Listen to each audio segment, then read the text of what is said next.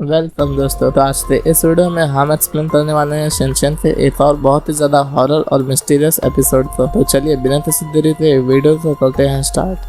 तो एपिसोड के स्टार्टिंग में हम देखते हैं कि पूरी ताजुताबी डिफेंस फोर्स नैनी के घर पर खेल रही होती है और नैनी इन्हें कहती है कि वो एक नई रैबिट को खरीदने वाली है। और हम देखते हैं कि तभी एक रेड कलर लॉकेट इनके बीच से गुजरते नैनी के मॉम से रैबिट वाली सॉफ्ट डॉल के पास जाता है और हम देखते हैं कि उस रैबिट की आंखें भी चमक रही होती है। और फिर हमें रात का समय दिखाया जाता है और हम देखते हैं कि आज रेड मून डे है। और फिर हम देखते हैं कि नैनी सो रही होती है और शायद वो कोई बुरा सपना देख रही होती है। और तभी हम देखते हैं कि वो रैबिट जिंदा हो चुका होता है और वो लॉकेट उसके गले में होती है और वो अजीब तरह से नैनी के बगल में आकर लेट जाता है। और तभी नैनी की आंखें खुलती है और नैनी बहुत डर जाती है और वो रैबिट उससे कहता है कि क्या तुम्हें एक और रैबिट चाहिए, मैं तुम्हारी भावना समझ सकता हूँ। और वो नैनी के ऊपर जान लगता है, लेकिन तभी नैनी उठ जाती है और उसे लगता है कि वो एक सपना देख रही होती है और उसे लगता है कि वो सपना देख रही होती है। लेकिन हम देखते हैं कि उसके दीवार पर नाखून के निशान होते हैं और फिर सीन शिफ्ट होता है और हम देखते हैं कि नैनी ब्रेकफास्ट कर रही होती है और नैनी दूध को देखते कहती है कि उसे गाजर का जूस पीना है। और फिर वो तुरंत ही कहती है कि नहीं उसे गाजर का जूस नहीं पीना है। लेकिन तभी नैनी की मॉम देखती है कि नैनी के गले में उनका लॉकेट है और वो कहती है कि तुम रात को इसे पहनकर सो रही थी। तो नैनी कहती है कि पता नहीं मैंने इसे कब पहना। लेकिन तभी नैनी के मुंह से आवाज आती है कि क्या वो इसे अपने पास रख सकती है। तो उसकी मॉम हाँ कह देती है। फिर नैनी उसे उतार रही थी पर उसे आवाज आती है कि इसे मत उतारो, पर नैनी उसे उतारते बाजू में रख देती है। और फिर अगले सीन में हम देखते हैं कि नैनी अब स्कूल बस में होती है और वो अजीब बर्ताव कर रही थी। तो मसाओ उसे पूछता है लेकिन वो बहुत रूडली जवाब देती है। फिर मसाओ नैनी को कहता है कि ये स्कूल में अलाउड नहीं है। फिर नैनी देखती है कि वो लॉकेट फिर से उसके गले में आ जाता है और हम देखते हैं कि ये कहते हुए उसके मुंह में रेड कलर लाइट जल रही थी। फिर वहाँ सीन शिफ्ट होता है और हम इनके क्लासरूम को देखते हैं जहाँ योशिनागा मैम इन सबको एक कछुए की ड्राइंग बनाने को कहती है। पर तभी नैनी से आवाज आती है कि क्या उसे भी ये बनाना होगा। और नैनी थोड़ी शॉक हो जाती है और फिर नैनी तो सारे स्टूडेंट्स और टीचर रैबिट के फेस में दिखते हैं और